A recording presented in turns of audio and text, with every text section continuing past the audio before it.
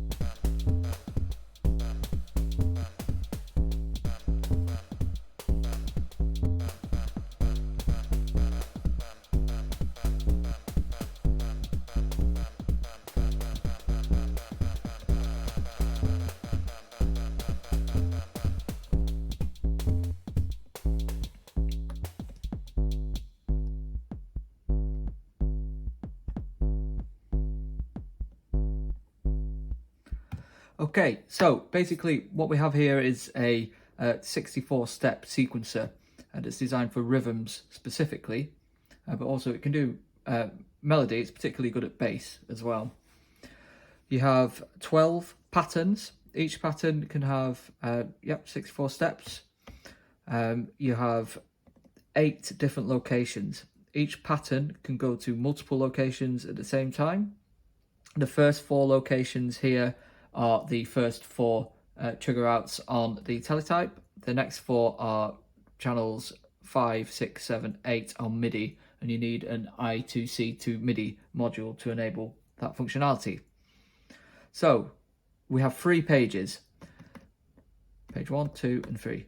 The first page is essentially what I call a live mode page. Here you can select each pattern and you can select which channel the pattern goes to. And you can also select the pattern's length, which is displayed with the lighter colours here. So it can be from 1 step to 64 steps. Okay, on the pattern page, we have a number of different ways of sketching up ideas very quickly using the 4 drum algorithms on Teletype. I'll very quickly run through these. So the first algorithm is essentially the drum pattern algorithm. So you can choose from one of 5 banks of different patterns. The first bank is pseudo-random, starting from very sparse patterns ending to very dense patterns. The second bank is bass drum patterns from various different genres. The third is snare drum patterns. The fourth is hi-hats. Some patterns will be empty in each bank. And the fifth is cymbals and open hi-hats. The bass drum, snare drum, closed hi-hats and open hi-hat patterns are related. So for instance, the first pattern here is these bass drums are matched to these snare drums, hi-hats and open hi-hats and so on, from various different patterns in a drum pattern book. Okay, so running through the algorithms very quickly. So the first one is the pattern algorithm. The second one is a Tresselo algorithm, and you can read more about that on the internet. The first pattern is selected here, and the second pattern is selected here, and the multiplier, so the number of steps that the Tresselo function acts on, is set here. And you'll notice that some of them are divisible into 16 and so create very even patterns, and some are not, creating some very interesting patterns. This is very fun. It's a very fun algorithm. The second one is numerical repertoire, if I've pronounced that right. The third one is Euclidean.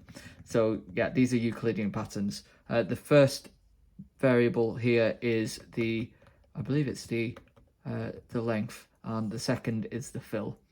And then the fourth one is numerical repertoire, which is particularly good for bass drum and bass patterns. Okay, so bank, variable 1, variable 2, and on the Tresselo function, this is the multiplier. And then we've got an offset button here, which shifts everything to the right, which is super useful. Okay, and then you have the clock section here. So you've got 4 values here. The fourth is off, and the first 3 are 3 different clocks. So the first clock being trigger 1 on the Teletype, the second clock being trigger 2, and the third being trigger 3. Having multiple clocks is super useful. So you could have different tempos, or you could have different grooves, or you could use a sequential switch to chain patterns together. Possibilities are endless with the clocks. Okay, page 3 is where you define velocity patterns for each channel. So velocity patterns are basically steps of CV sequences that are particularly suited for modulating drum velocities. But you could use them on filters, you could use them on whatever you like, really, to create very rhythmic patterns. Okay, so there are 20 different velocity patterns, and you can see them visualized here. And you can scale the velocity patterns using the first fader here. So to start with, the velocity range is quite high, so it would be quite a drastic effect. But you can scale it right down to almost nothing to the right here. And this fader is offset. So once you've scaled, you might want to offset that upwards. So these two are super useful for dialing in your velocity pattern, essentially. So each channel has a different pattern. The patterns themselves do not have velocity patterns assigned to them. It's the channel. Okay, very good.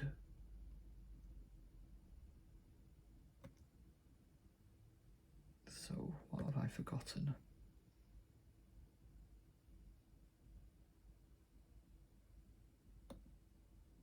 Yeah, so I would say that's about it. I think the power comes from being able to select different channels per pattern. So you create your 12 patterns here, and then in live mode you can send them to the different channels in different combinations whilst modifying the length of the pattern and changing the clocks.